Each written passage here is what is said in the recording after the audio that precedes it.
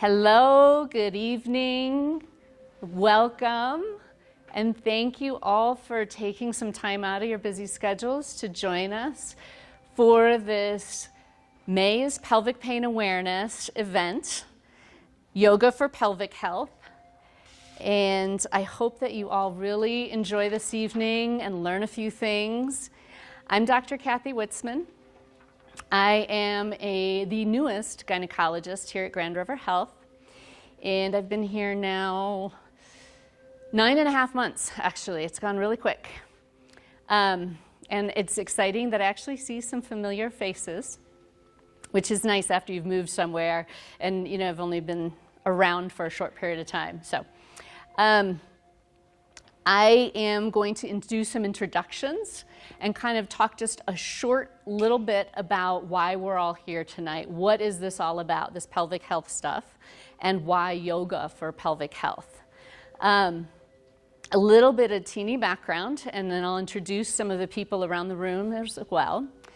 I started a pelvic health program, integrative pelvic health program, about 18 years ago in Denver, and directed that program for quite a long period of time.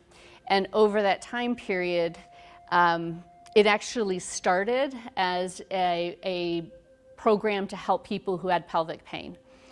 And what we learned over time is that really you can prevent a lot of pelvic pain actually by focusing on pelvic health.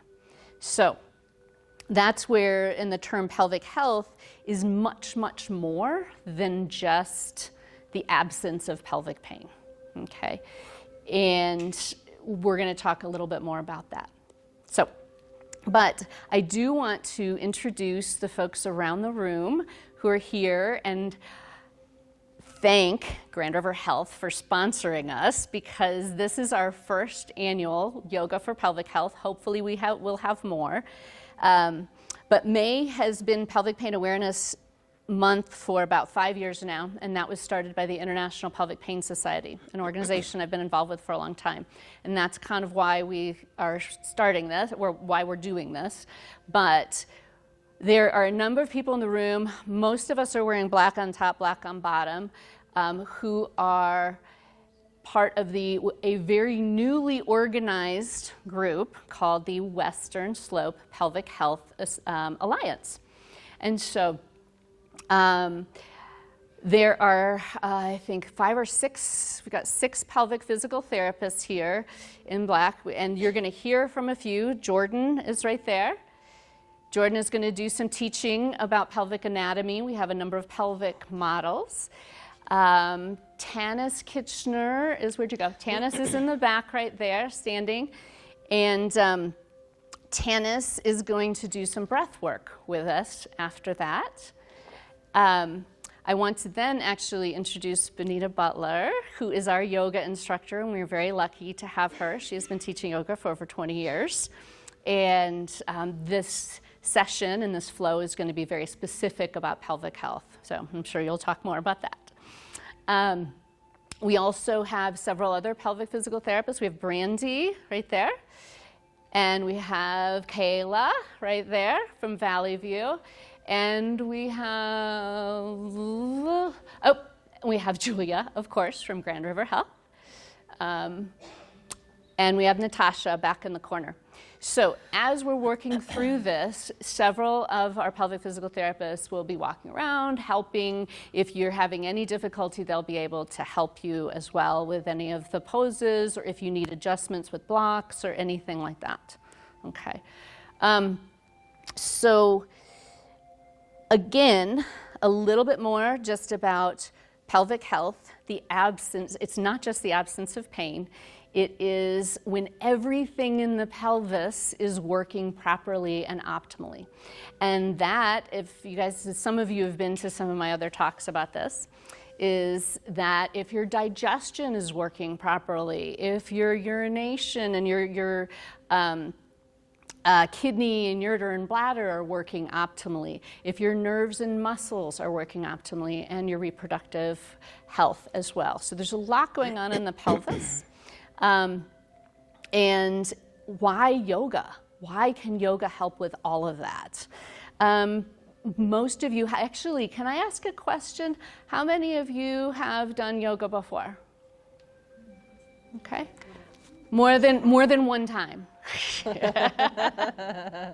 Okay. And that's great. So a number of you have had a yoga class before, at least once or twice. So as you know, there are two, plus there's actually more aspects to yoga, but breath and movement are two big aspects of yoga.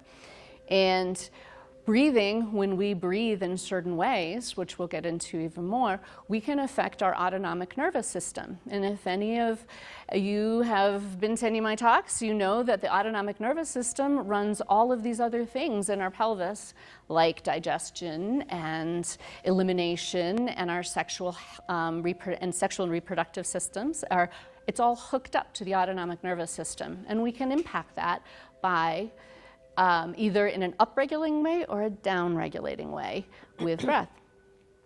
And then as well as the movement parts of yoga. So, and I'll let Bonita talk even more about that. So that is basically what I wanted to say, is just to introduce these topics, introduce our team tonight, and then kind of move on to the next section, which is Jordan, who is going to provide some education.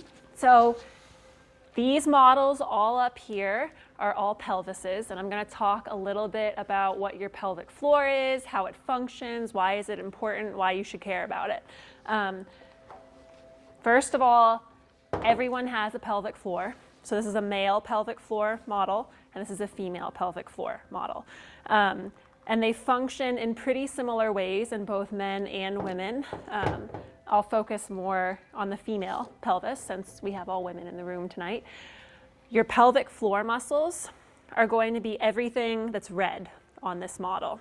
So like this is your pelvis. If you were looking at it on me, it sits like this on me here. The back here is the lower part of your spine, your tailbone here. These two bones on the bottom are like your butt bones. Like if you're sitting and you can feel your sit bones, these are your butt bones through here. Your pelvic floor muscles, like I said, are all the red on the bottom. They form kind of a sling at the bottom of your pelvis, and they surround all of the openings. So in women, there are 3 different openings. There's the anal sphincter, there's the vaginal canal, there's the urethra. Your pelvic floor muscles have a lot of different and important functions. I think most of us, when we think of pelvic floor, especially as women, automatically think of Kegels or something that has to do with postpartum or childbirth. And that is an important function of these muscles. But there's also a lot of other different things that they do as well. So I'm going to talk a little bit first about how the muscles function when you urinate and when you have bowel movements, because I think that that's what most people are the most familiar with the function of your pelvic floor muscles. So they're just like any other muscle in your body.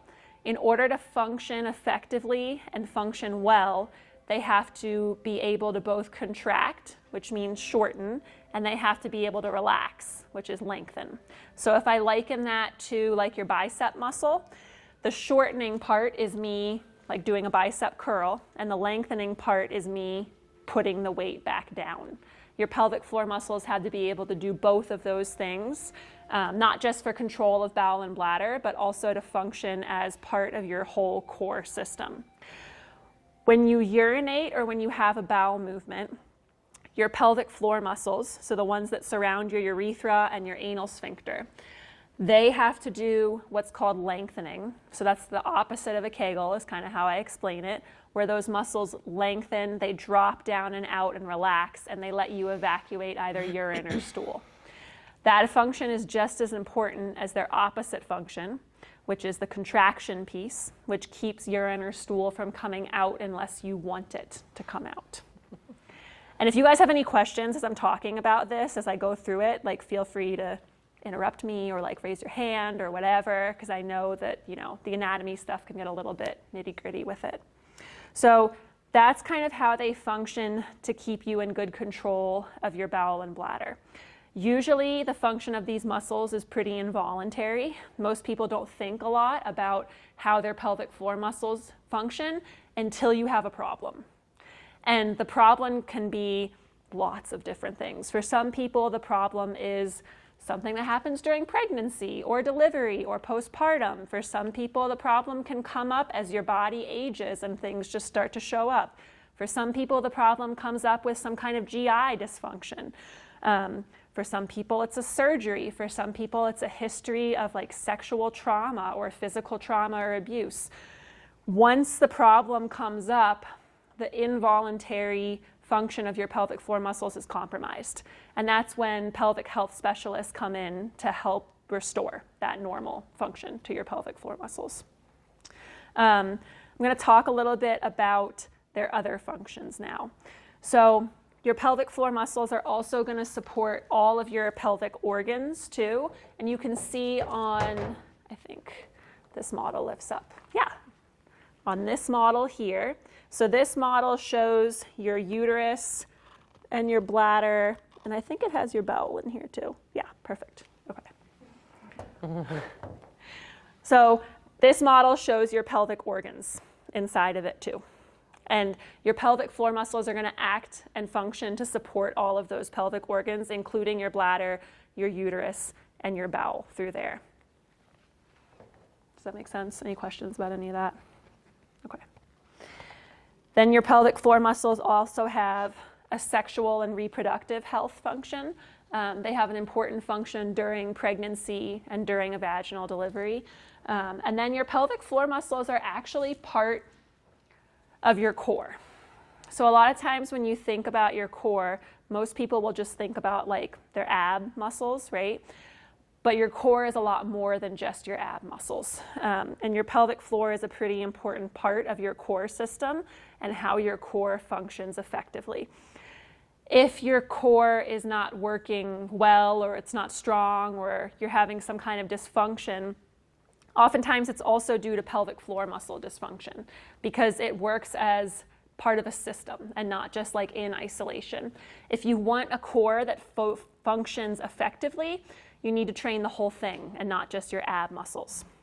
So you can see on the model here how the pelvic floor muscles are connected into like both of your hip bones. So it's like these bones here and here. They're connected into the front of your pelvis, and they have some same muscle connections with your core muscles. So like here, your abs that connect into the front of your pelvis.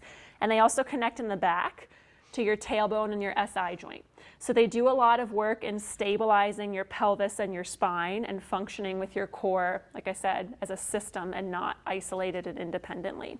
Which is why when we see people who have pelvic floor muscle dysfunction, it's usually a bunch of different things that are happening at once. Like it's pretty rare that we have someone that comes in with just like one single problem with their pelvic floor muscles. That leads me to the next thing. Your pelvic floor muscles are like any other muscle in your body in that they can have a variety of reasons why they're having dysfunction. So your pelvic floor muscles can be too weak, which is normally what we think of when we think of problems with your pelvic floor. They can also have problems with the coordination and timing of how and when they're firing. They can also be too tight, too overactive. And I liken that to if you are a jaw clencher. You know, if you're like always going around clenching your jaw, or you're always walking around and your shoulders are up here, same thing can happen in your pelvic floor muscles.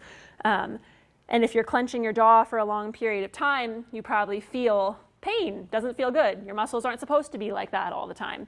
Exact same thing in your pelvic floor muscles. So they have kind of a wide variety of different functions and different ways in which they can dysfunction, if you will, too. So how do you overexert your pelvic? Like what are different things that overexert? That cause it to like clench and tighten up?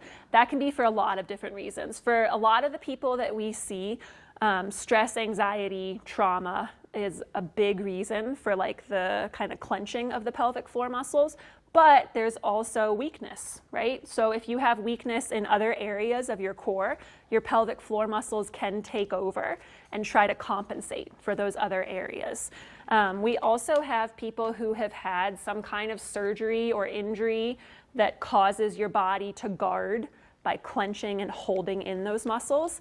Also people who have prolapse, where you have pelvic organ prolapse, which is basically when your vaginal wall is weakened and it's letting organs push out and through the vaginal canal. We see that a lot in our older adult population or in our postpartum population. If you're feeling like there's always something that's kind of falling out, if you will, people will want to tense up and clench to keep it in. We also see that in people who have incontinence, both urinary and fecal incontinence. If you're thinking that you're going to leak, what do? You automatically clench to try to hold it in. And that's a great kind of first idea, but your muscles aren't really supposed to be doing that, like long term, so it can cause problems. Did that answer your question? Yeah, so there's a ton of different reasons out there. And if you have concerns that that's happening, any of our pelvic health specialists can kind of help you figure out why you personally might be having tension holding in your pelvic floor. Any other questions before I kind of move on from that? No? Awesome. So now I'm going to talk a little bit about how your pelvic floor muscles function in relationship to your diaphragm and into relationship to breathing. So Kathy talked a little bit about the autonomic part of breathing. Your autonomic nervous system is basically like your rest and relax and digest and chill out part of your nervous system, the opposite of your fight or flight nervous system. Diaphragmatic breathing helps activate that nervous system, which can also, if your autonomic nervous system is active, it can help your pelvic floor muscles, your GI system, your reproductive system function more effectively and appropriately too, which is one reason that diaphragmatic breathing is important. The other reason that diaphragmatic breathing is important is a little bit more like visual, physiological, if you will. So I'm going to go through this. If anyone has questions, stop me while I'm talking. I usually will liken this relationship to, if you think about your abdomen, like your whole abdomen from here to here is like one of those like plastic water bottles that you get in like bulk from Costco, you know, and it's empty and the cap is on. So there's a certain amount of air pressure inside of the water bottle because it's a closed system, it's empty, the cap is on top of it. Your water bottle, your abdomen here, is going to be made up of your muscles. So the top of your water bottle is your diaphragm, the bottom is your pelvic floor, and the sides, the front, the sides, the back are your core muscles. Your body wants to maintain pretty good control of the air pressure inside that water bottle, and it's going to do that as you breathe with your diaphragm by changing the shape and size of your water bottle. And it does that by contracting, shortening the muscles, or lengthening, expanding the muscles that make up the sides of your container. So if you are breathing with your diaphragm, and I'm sure that Tanis and Belinda will go a little bit more into this, breathing with your diaphragm is not this. Breathing with your diaphragm is here. We call it a 360-degree breath, where you're expanding in all directions through your rib cage and through your belly. If you are breathing with your diaphragm, what will happen is your diaphragm at the top will contract and kind of come down so that air can enter your lungs. It's creating like a negative pressure system for your lungs. If your diaphragm is contracting and pulling down at the top, it's compressing the air pressure inside your abdominal water bottle. So your body kind of compensates and adjusts to that by lengthening the sides of your container to expand it and dropping your pelvic floor at the bottom. So I tell people to think of your inhale breath is your lengthen, open, relax, expand.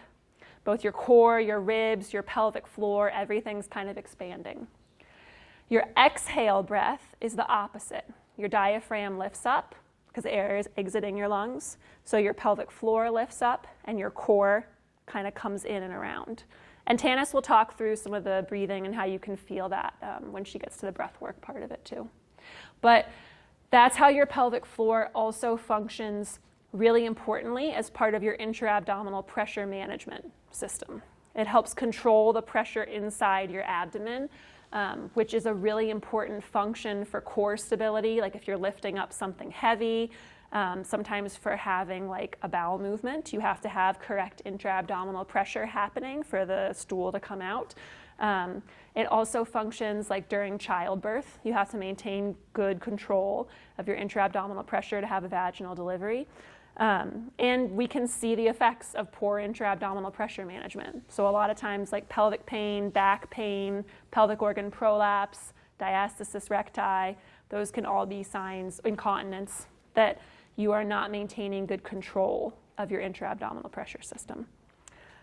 Any questions about that? I know that was kind of a lot of physiology, anatomy. Yeah.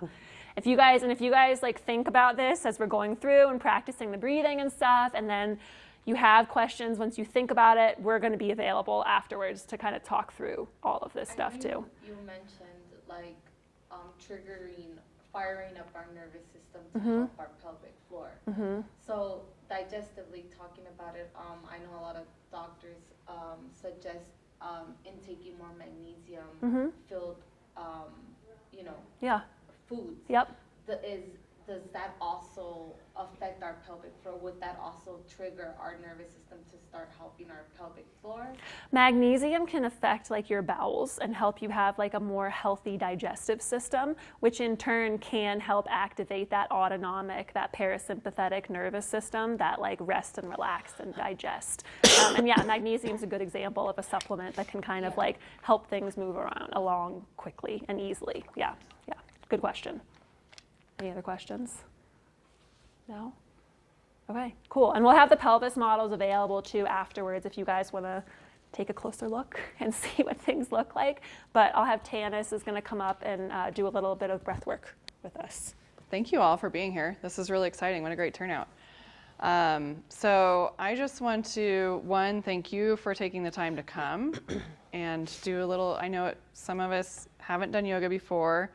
Some of us have no idea what the pelvic floor is, but you have one, so I'm glad you're here to learn about it. I want to thank everybody who's participating on our end. I just want to say that this is a really special union. My name is Dr. Tanis Kitchener, and I have a practice in Carbondale. We've got folks representing Valley View. We have folks from Grand River. We have Natasha from our own practice. So we have at least 4, actually 5 different practices of PT in here. Right now throughout the valley, coming together as a union to support everybody. So, and I want to thank Dr. Weitzman for doing that as well, spending her own time. So let's get a little interactive. Let's see what we've comprehended so far and just reinforce some things. So can anybody tell me one horizontal muscle in the body, meaning a muscle that lays generally kind of in this plane, or a muscle group? Diaphragm, yep. So the diaphragm lives kind of right in here, and it's a bit of a dome. And we also have the pelvic floor muscles that live this angle. And some people call the pelvic floor muscles like the pelvic floor diaphragm. So some actually refer to as having 3 diaphragms for pressure management. All comes down to pressure management. So we have the respiratory diaphragm, the pelvic diaphragm, and then we have really like the vocal neck diaphragm as well, because it does come into play for pressure management at some point. So let's raise our left hands if you think the diaphragm goes up during inhalation, and our right hands if you think the diaphragm goes down during inhalation. Okay? So this can be kind of confusing, right? What's that? Depends on how you inhale. Yeah. So if we're looking for the ideal inhale, what should happen is it contracts, and the contraction actually brings it down, and that draws air down into your lungs. Not everybody does that in that manner, but if you're looking for like a good smooth mechanics and good operation of the nervous system, your diaphragm draws down. So which direction do we think the pelvic floor should go during an inhale? Down as well. It goes down. Ideally, it goes down. So what happens is you breathe in, the respiratory diaphragm goes down, and the pelvic floor mirrors it. Okay, so you leave the same amount of space for your internal organs, as you breathe in. Otherwise, things get smushed, or if your pelvic floor doesn't go down, then your diaphragm doesn't have as much room to come down and expand as well. I can't tell you how many times in my practice I've seen folks with what we would call like a dyssynergy of their breath, where they breathe in and they're actually contracting and lifting their pelvic floor. That creates a lot more tension in the pelvic floor. It can inhibit a little bit the vagus nerve, and it just is not as you can't breathe this with as much ease. Okay, so when we do this breathing, and as you focus on your diaphragm, I also am going to have you focus on the pelvic floor relaxing.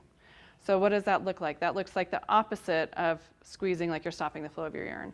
And some people do really well visualizing like a flower opening up, or just general relaxation, like their sit bones spreading just a little bit. Okay, so basics of breathing are inhalation, diaphragm comes down, pelvic floor relaxes and lengthens. Exhalation, I don't want you to squeeze, but it should naturally be coming back up. Okay, your pelvic floor should be squeezing just a little bit and lifting, and diaphragm just relaxes back up into position. Okay, basics of breathing with pelvic floor and respiratory diaphragm. Any questions there? All right, so if you ladies want to go back to your mat, and I'll just make sure we're chatting from afar. Let's start with everybody laying face up, knees bent. If you need a little extra support under your head, feel free to roll the top of your mat up and put it under your neck. Okay. So we're just going to start with one hand on your chest, anywhere on the ribs, above or below the breast, right on the breast, doesn't matter. And then one hand on your belly. And I want you to just look straight up towards the ceiling, close your eyes, and just breathe normal, and feel which hand, if you have one hand that's moving more than the other, or if they're moving evenly. Okay, we're just going to feel, what do you feel? Don't try to change it yet. And if you're really high on your sternum or really low on the chest, I want you to swap your hand and just see if that changes things at all. Because sometimes you might be able to breathe really well into your upper ribs, but not so well into your lower ribs, or vice versa. Okay? Now, if you've noticed that one hand is moving much more than the other, I want you to see if you can dial in and get the hand that's not moving as much to move a little more. Meaning, if your belly's not moving, I want you to try to send some breath down into the belly, into the pelvis. If your belly's moving great, but your ribs aren't moving, I want you to think about opening your rib cage three-dimensionally. If anybody would like one of us to come by and give any hands-on or extra attention, just go ahead and pop your hand up in the sky. Okay? Very good. Good. Otherwise, so what I call this is the connection breath. So you're just checking in, connecting rib cage with the diaphragm. Now we're going to go down to the pelvic floor. I want you to do equal breath in the ribs and the belly and down into the pelvis. And then equal exhale. Good. Now we're going to fine tune this and get a little fancy. I want you first to expand the rib cage, then expand the belly, then release the rib cage, then release the belly. Rib cage, belly, rib cage, belly. Good. Now we haven't talked at all about what you're breathing through. Doesn't really matter, but if you'd like to breathe in through your nose and out through your mouth. Good. Okay. I'll be watching for hands, so if at any point you have any questions or concerns, go ahead and raise it up and I'll come by. All right, so now we've got the connection breath. You've dialed in rib cage, diaphragm, pelvic floor. Now we can work on a trick called box breathing. Okay, so for box breathing, you can either leave your hands where they are, or you can actually trace it on your palm like a box. And so the palm trace, the actual pressure on your hand, can help stimulate the vagus nerve in a particular way. But basically, box breathing comes down to having equal inhale, hold, and exhale, hold. Okay, so we're going to find something right now that feels really quite easy. So we're going to do 3 seconds, and there's also a handout up there for diaphragmatic breathing with this 3-second rule. So you're going to trace on your palm straight across as you inhale for a count of 3. So it's inhale, 2, 3, hold, 2, 3, exhale, 2, 3, hold, 2, 3. Inhale, count of 3. And I'm going to let you all kind of do your own count. If 3 is too long, you can shorten it. If it feels too easy, you can lengthen it to 4 to 6 seconds. I'm still watching for hands.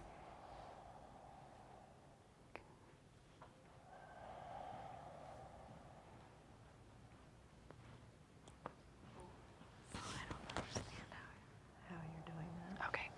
So this is a great question. For this one, you can leave your hands on your chest or your stomach, but at this point, we're focusing only on the amount of time that we're inhaling for, holding for, exhaling for, holding for. And you can either trace on your palm or you can just lay your hands at rest. So we don't have to worry too much about what's happening at the chest or the belly at this point. Does that answer your question? Okay, that's a good one. You probably weren't alone.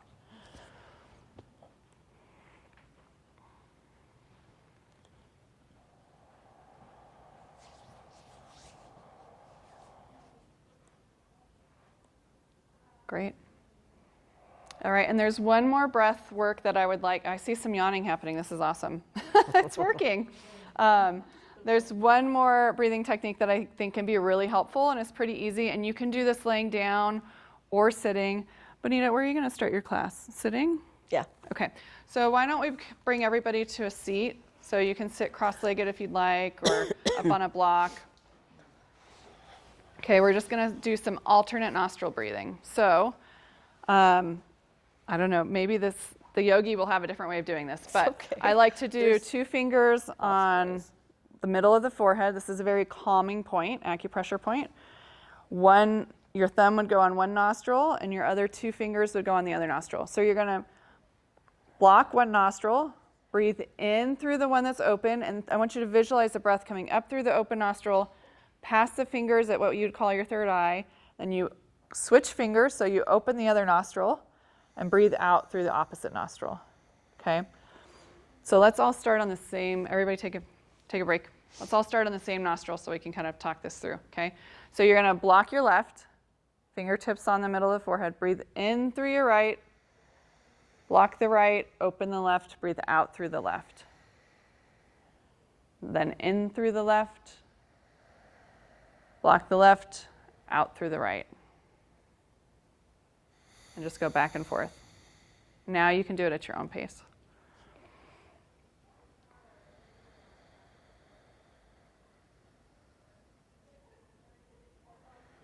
And if you have one partially clogged nostril, do your best. Sometimes this doesn't work, but most of the time it will start to open up. All right, so as you continue, I'm just going to reiterate what we've done. We've done connection breath while you're laying on your back, knees bent, paying attention to ribs, diaphragm, belly. So if you've found tonight that you have a hard time breathing into a certain area, that's an area that you can work on at home. Like if you have a hard time breathing into your ribs, you can give yourself a little hug with your hands and try to expand your hands out. Okay. And then we talked about box breathing, which can be done in any position, with or without actually physically tracing the box. And then we've got alternate nostril breathing. All of these help tap into the nervous system to shift from fight or flight phase to rest and digest phase. The vagus nerve, I think we're still learning so much about it, but it controls a lot of that. And I was told at one point that it's 80% gut to brain, only 20% brain to gut. So it makes you wonder, like, who's driving who, right? And meditation and mindfulness is so important, but sometimes we have to even bypass all of that and just go to physiology and just let physiology do the trick underlying things. So please take some time to use some breath here and there. Any questions on that before I turn it over? And as Jordan said, after the yoga session, we'll all be around. Please come take a look at the models, because most of us did not get enough of an education on our anatomy of the pelvic floor. So you have it here, take some time, ask us questions, and we'll have like refreshers and stuff in the back afterwards too. Does anyone need to go to the restroom before we Good start? question. Please take a moment. Oh, everybody's good? Okay, cool.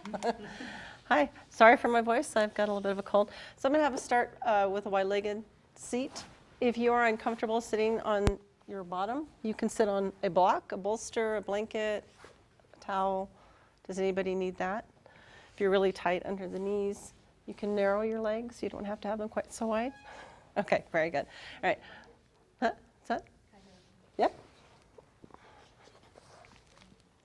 Okay. All right, so I like to start with a little bit of movement. So just circle over your legs and just see how you're feeling in your hips today. If you're like me and you have a desk job, you sat all day, this is really essential just to get a little movement in your hip joint. And as you start to feel like you want to drift to one side or the other, allow yourself to find that direction and just drift that way, maybe fold that way, or perhaps you're feeling a little tight and you want to just lean back on your hands. So any of these movements are good. Find one of those ones that really resonates with you, and always do what feels comfortable to you. And I've always said a yoga class really is a breathing class. It's so awesome that we started with this breath talk, because that's a lot of time what I start with as well when I'm teaching a class. So you saved me that part. Find your favorite leg to look at, and then just turn and look at that leg, and then just drift toward that leg. And let the hip that you're moving away from remain heavy and grounded, and soften. And we talk in yoga a little bit about, it's not, we talked about the diaphragms in the talk before I started speaking, but if you think about your palate, think about a smile at the very back of your throat. Soften the back of your throat, and other things in your body will soften. It's almost like you're going to smile without showing your teeth. Just kind of soften in the back. When you feel like you've had enough time looking at this wonderful leg, find your way to the other. And just drift over there, and you'll notice something different. Maybe you fold closer to your leg. Maybe you don't fold quite as far. Maybe you feel a pull in your low back. Make little adjustments with your legs so you can be more comfortable there.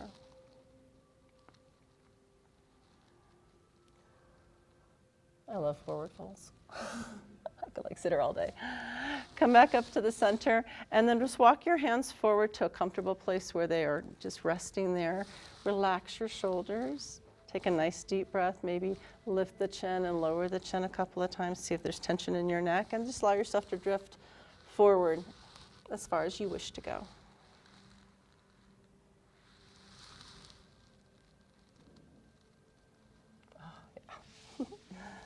When that feels complete, walk your way back up and bring your hands behind you. Tense your fingers, don't land on your palms, and pull your chest away. It's almost like a hot air balloon. You know how the strings kind of hold the balloon there. And you just lift the chest like it's a balloon. And feel that diaphragm pull down, the pelvic floor soften. You can pull your toes back and engage your quads a little bit and keep softening the pelvic floor. So there's action and softness going on at the same time. And then go ahead and come back to neutral. Bend your knees and let your feet become flat on the ground. They can be any distance apart, and just let them windshield wiper side to side. And then let them land on one side. And it doesn't matter if you mirror me or don't mirror me. It's all fine. And just turn away from the leg that's behind you. Just get a nice little stretch in the groin there. Oh, yeah. This is also called the mermaid sit. I could stay here for a little while. All right, roll it back to the center and just windshield wiper again until you're ready to go to the other side. And same kind of thing, just lean away from that leg. Breathe into that.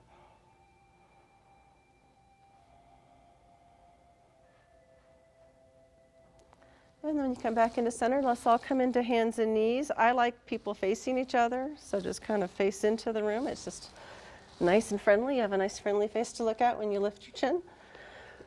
I have knees that like a little extra padding, so I'm going to put that underneath. Go ahead and come into hands and knees, and just take a moment to kind of knead the ground a little bit, feel comfortable. If you have any wrist tightness, sometimes coming onto the fist can help, so you can shift into that. And then you're going to let the tailbone drip down, and the chest dome up, and the head drop down. Nice exhalation. And on the inhalation, send your tailbone straight back to the wall behind you. Lift the heart, broaden the collarbones, relax your jaw. And then just keep that going at your own pace. Rounding. and lengthening. And if you want to get a little more movement, you can separate your hands and feet a little further apart and pull back a little bit with your hips, getting a nice stretch in the chest. And it's true what she said about that deep breath. Every time I tell a class to take a deep breath, their shoulders will lift. I say, no, no, no. So just think about that inhale, filling the lungs at the very bottom of that scoop. And you can go bigger or smaller. You can always stop and rest. I like separating my knees and bringing my toes together to rest in child's pose. And I invite you to do that anytime you're in a class. Soften there. And then let's all come to tabletop. We're going to have our wrists underneath our shoulders. Take your favorite leg, tuck your toes under, and just push back gently, opening the hamstring. If you have socks on, you may not grip as well, so you may want to remove your socks. Switch the legs. It's also really good for plantar and hamstring, tight hamstrings. Center yourself in neutral and extend one leg in the air. Just let it float out behind you. And that might be enough. If you want to add more, the opposite hand can lift. If that doesn't feel good, just put the hand down or the leg down. Take a couple of breaths here. I like to drift my arm and leg out to the side sometimes to feel that little stretch in that direction as well. Come on back into center. And you can rest in child's pose. Or you can keep flowing. So if you feel like you need more movement rather than less, you can keep that cat-cow kind of going. Return to tabletop and do the same thing with the other leg. Let it lengthen out behind you. Oops, I did that leg already. And the other hand if you want. It's optional to lift both limbs. You can lift only one, but just breathe and think about lengthening horizontally, like the diaphragm muscle, just nice and horizontal. Where you can drift.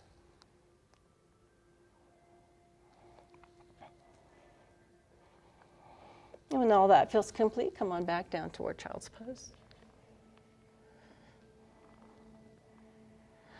Walk your hands off to one side of the mat, doesn't matter what side, and feel that nice stretch in your side body. That's an area we don't stretch nearly enough, and that's a nice place to get that expansion we were talking about in the 360 breath. Come on back into center.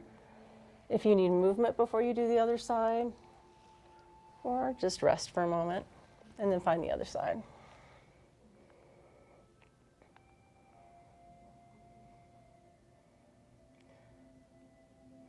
And when you're ready to come back to center, go ahead and come on down to your belly. First the elbows, then the thighs. Firm your feet against the floor, firm your thighs. Elbows are supporting your shoulders. And then just imagine I always like to imagine an elephant or something kind of stepping on my small of my back or my butt. They're kind of holding that down. And then just drifting to one side as you kind of look over your shoulder. And again, you're stretching that side body. You're letting the breath come deep into the lungs of the side that you're moving away from. And then you can come back to center and go the other direction.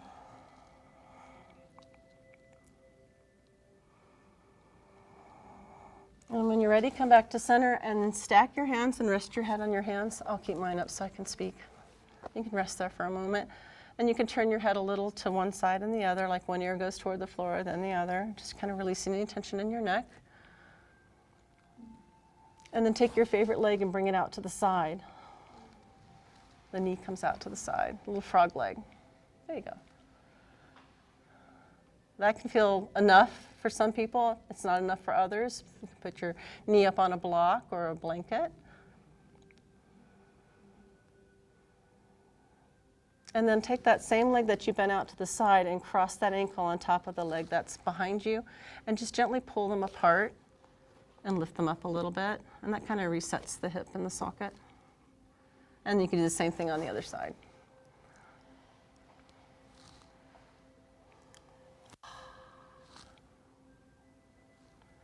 Kind of open up that hip, let the gravity push the hip toward the floor. You don't have to do any effort here, unless you're really flexible and you need to put effort in to get some stretch.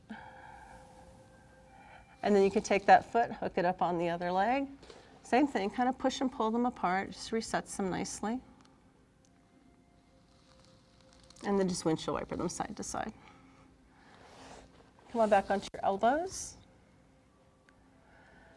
Hand, knee, back to tabletop. And then go ahead and just turn and face this way, kneeling. There you go. If you can't sit on your knees, you can sit on a chair. Is everybody okay? Good. Mary's like, I'm asleep. All right, go ahead and take the leg that's on this side of the room out to the side. And then just notice how you kind of open up the inner thigh. You can start leaning toward that leg gently. If you want more, you can take the opposite arm up and reach over toward that leg. If you want still more, and this is my favorite one, bring your hand through. This is called gate pose, and just that act of just expanding the palm out to the side opens up the side ribs a lot more. A lot of us have trouble taking deep breaths because we're so tight through our side body. And then go ahead and bring your hands down to the floor. Bring that leg in just a little bit closer and just kind of rock back and forth. This can get you ready for squatting, and the standing work will do. All right, come back to kneeling. Bring your hands onto your hips. Now I like to put, I'm going to turn around so you can see what I'm doing. Put your thumbs on the little divots that you have back here and just work the elbows toward each other. And this will open up across the chest. If you can't kneel, stand. It's fine to stand here for this part. Oh, that feels really good. I need to do this more. I'm going to show her my desk all day. All right, let's go ahead and bring the other leg out to the side. Same thing. Just place it where it's comfortable. You can bend the knee as much as you need to. You can move a little bit, wiggle through here. And if you like, take the opposite hand up, stretch up and over. Palm goes through. You good?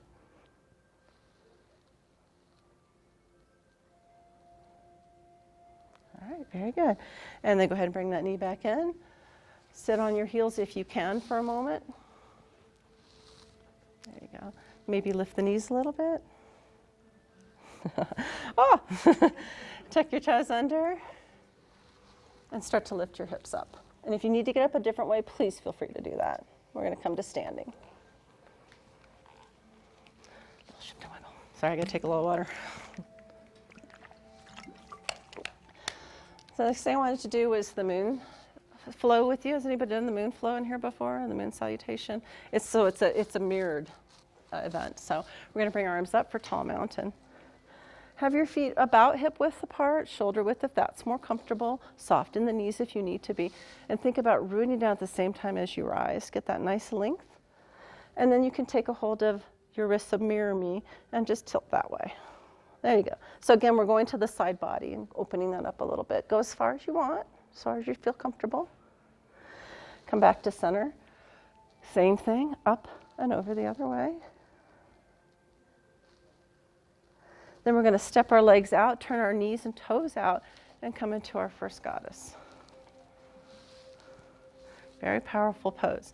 So think about trimming the tail down toward the floor, tilting the pelvis slightly toward the ribs.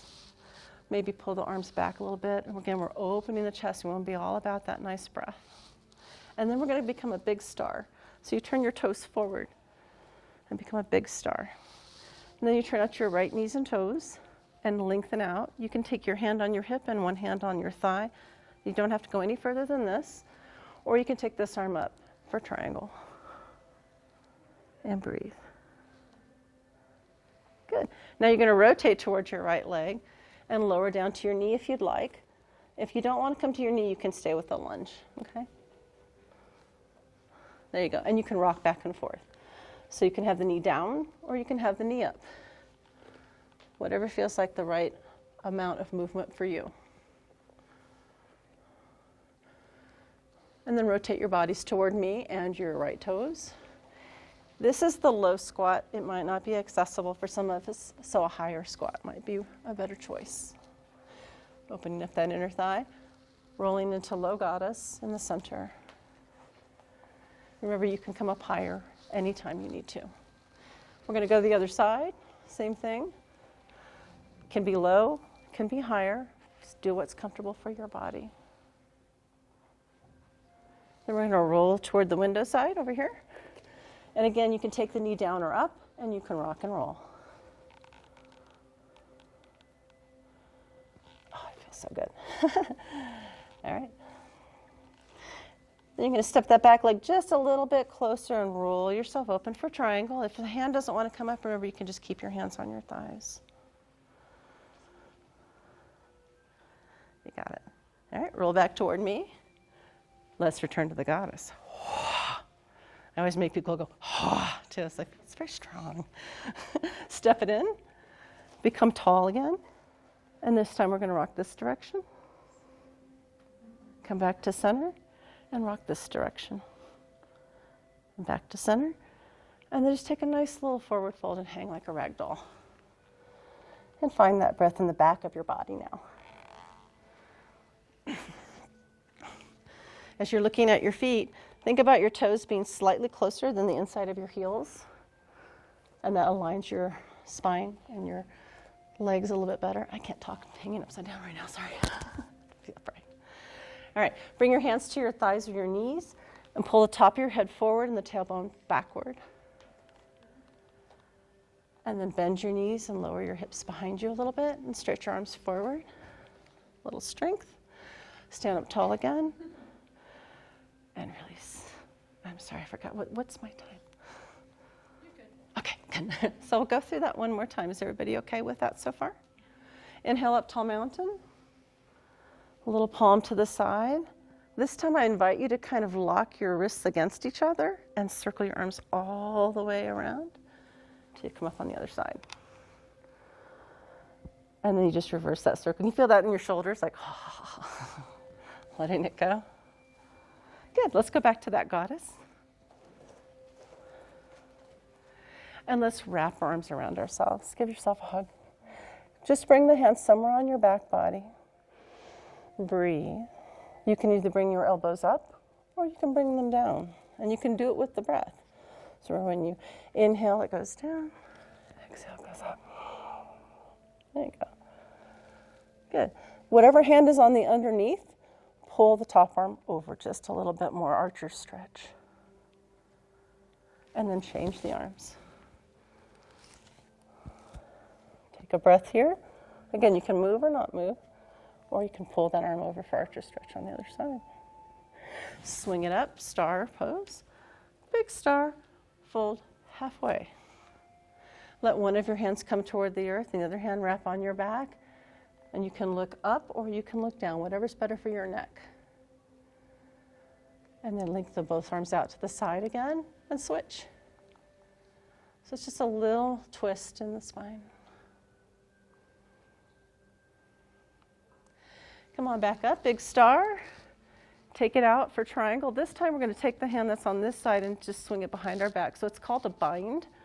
When we do a bind, it's a spine other openings. So as you lengthen out over this right leg, feel the shoulder kind of open. You can look down or up, whatever serves your neck the best and serves your breath. Good. Release back up. Step the back leg a little bit closer. Bend your right knee for a warrior stance.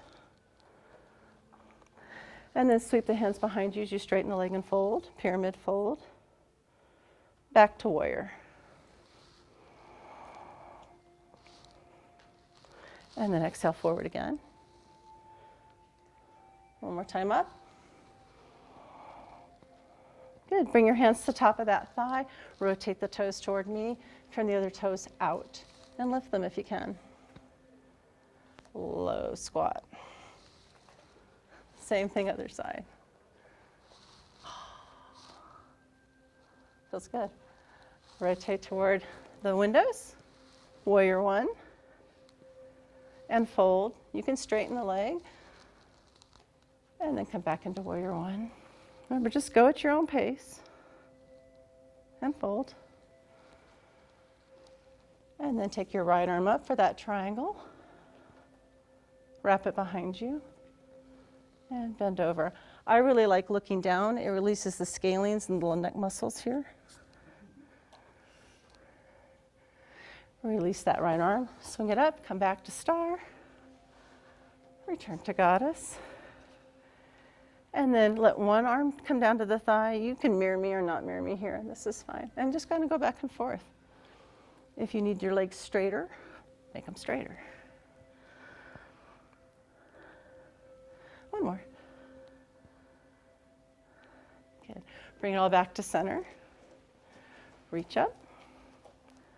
And then lift one leg out to the side. And it doesn't matter if you mirror me here, just bring it out to the side. It can stay on the ground, toe touching, or you can get crazy with it.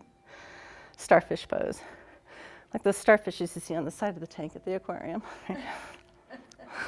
There you go. And let's go ahead and switch to the other side. Find that little balance there. Woo.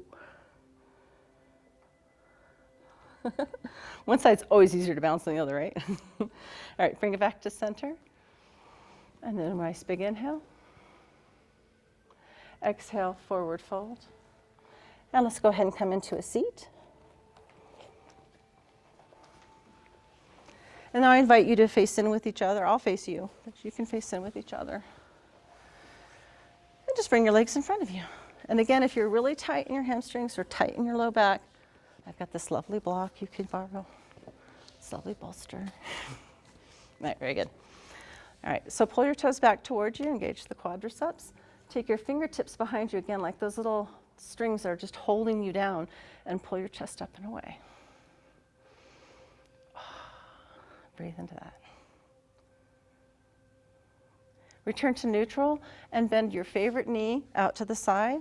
Bring it to the sole of your foot to the inseam of that leg, and just sit nice and tall. And then lean away from the bent knee and encourage it to roll down. And this will open the groin, inner thigh, pelvic floor.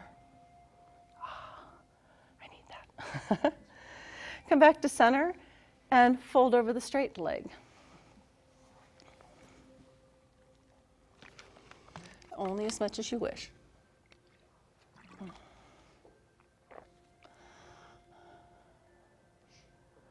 Just a couple more breaths. Notice what comes up for you. You can pull the toes back to increase the stretch in the straight leg. You can circle the ankle. Come on back up. Straighten out the bent leg and bend the other favorite leg. Sit nice and tall. And, oh, sorry, we gotta lean back first. And just let that knee open. Oh yeah, I definitely need that. And then come back to center and fold.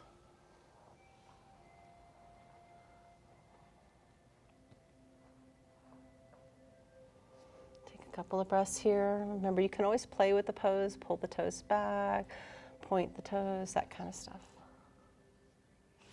And then come back up to center. Let the legs straighten out behind, in front of you rather. Sorry, lift the chest. All right, now we're going to bring the soles of our feet together.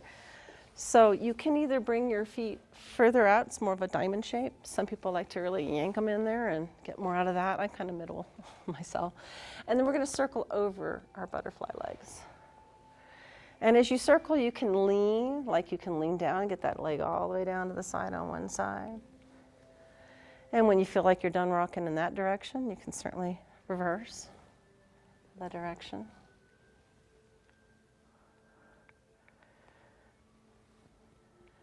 Very good. And then I want you to straighten out your legs and start to come down to your elbows and down to your back. And then I'm just going to talk you through that part, okay? There you go. So on your back, bend your knees, separate your feet wider than your hips, and bring your knees together. And this is called easy resting pose. When you press the knees together, you can, just like when we did the cat-cow on our hands and knees, you can pull the belly toward the spine a little bit and release it a couple of times, like you're doming your belly and then flattening it to the floor.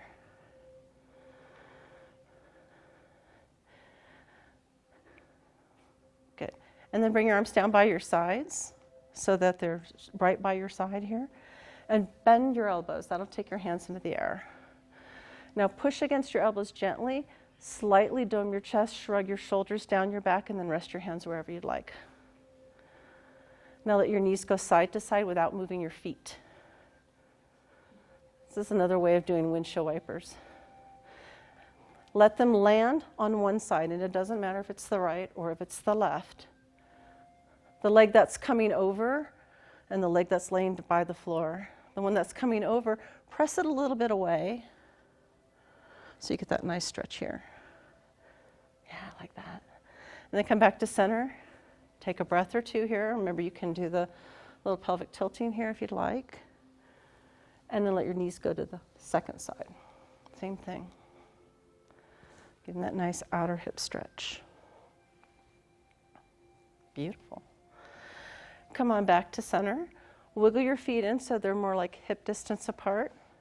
And cross an ankle over a thigh. Again, it doesn't matter to me what side you pick. Put your hand on the knee that's out to the side and gently push it open and breathe. Now, if you'd like to add a twist to this, you can just let your legs go to one side or the other. It really doesn't matter, and you can twist the legs to one side. Just keep them connected at the ankle and the knee. For some people, that feels great. For some people, it's like, oh, just find the edge that feels good for you. Then come on back to center, and if you'd like to keep that connection of the ankle to the thigh, bring your legs towards you. Figure 4 stretch.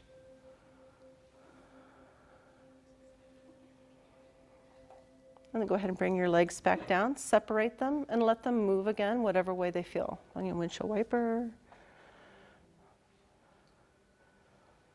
And let's do the same thing on the other side. So a different ankle connecting onto a different thigh. There you go. Remember, kind of push the knee away first, because it gives you that space in the pelvic floor that we're looking for. And then you can do the twisting and movement and pulling it in towards you if you'd like.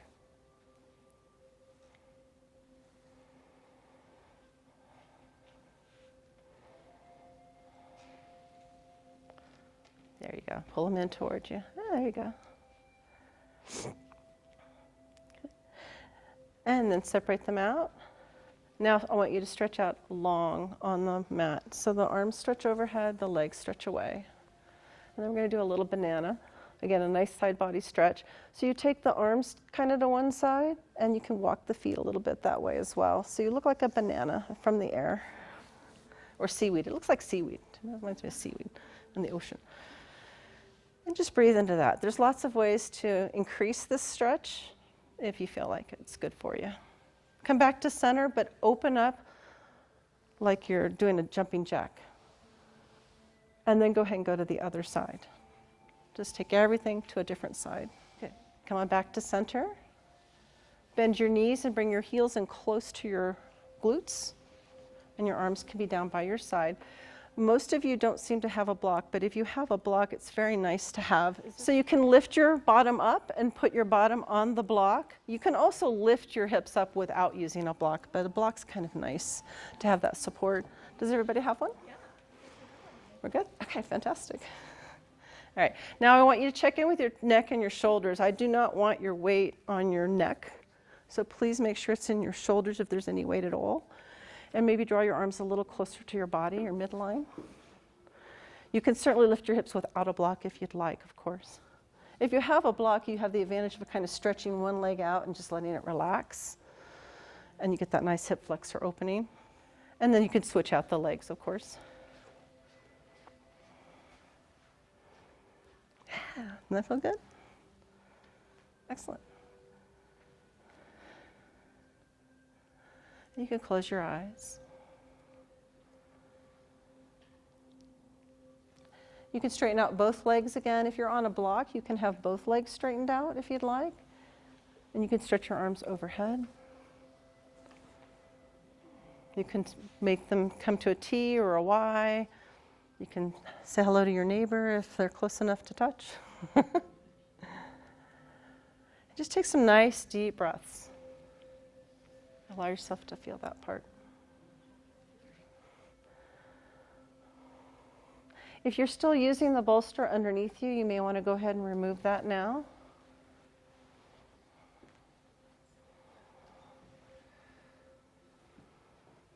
And one more time, open yourself up like a big star. And whatever movement feels good in here, wiggling the fingers or wiggling the toes. You can come back to easy resting pose as well. A lot of people feel that's more comfortable, bringing those knees together and those feet apart if you'd like. And then just close your eyes. Point and flex your feet a couple of times.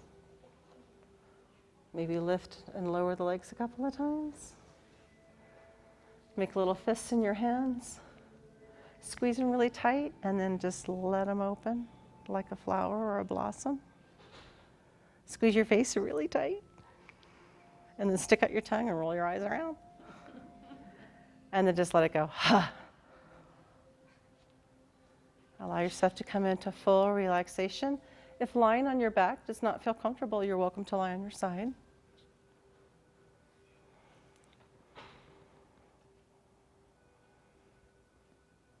Feel that breath flow, and even let go of the effort of the breath now. Just let yourself be.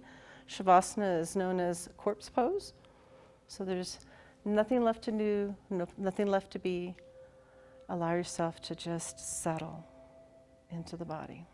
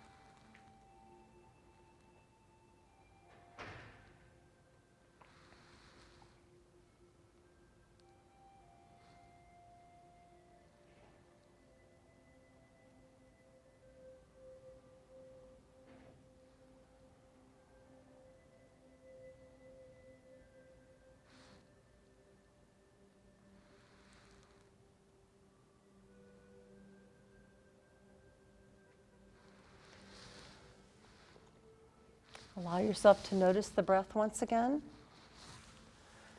Feel it move in and around through your body. Imagine the waves are coming up to your feet. The breath comes in with that wave and then flows back out again. And as you feel the tide moving back and forth of your breath, notice where movement wants to come in, whether it's your fingers or toes or little movements. Begin to bring your knees towards your chest. Give yourself a nice hug here. And then separate your knees, let them widen out, and bring your feet toward the sky. You can hold your feet, you can hold your ankles. This is happy baby. If you have children, you know, the first time your baby finds their feet, it's the funniest thing ever.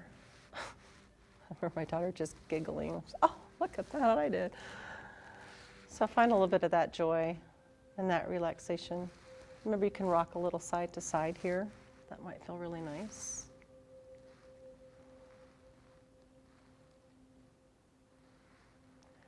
And then just allow yourself to roll to the side that's most comfortable for you.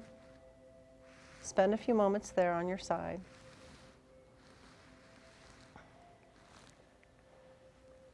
Let your arm rest on your, or your leg, your head rest on your arm. Dyslexic talker. The hand that's on the top of you right now can be the hand that helps press you up to a comfortable seat. And you can keep your eyes closed in this transition if you'd like, just coming up to a comfortable seat.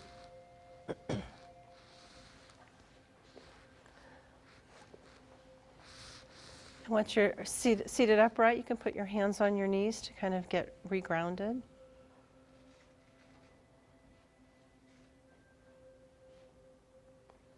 And then gather your hands to your heart space, the palms pressing together, the thumb pressing against the sternum so you feel your heart beating and that gentle flow of your breath. Deepest gratitude to each of you for allowing me to be here with you tonight. Namaste. Thank you so much.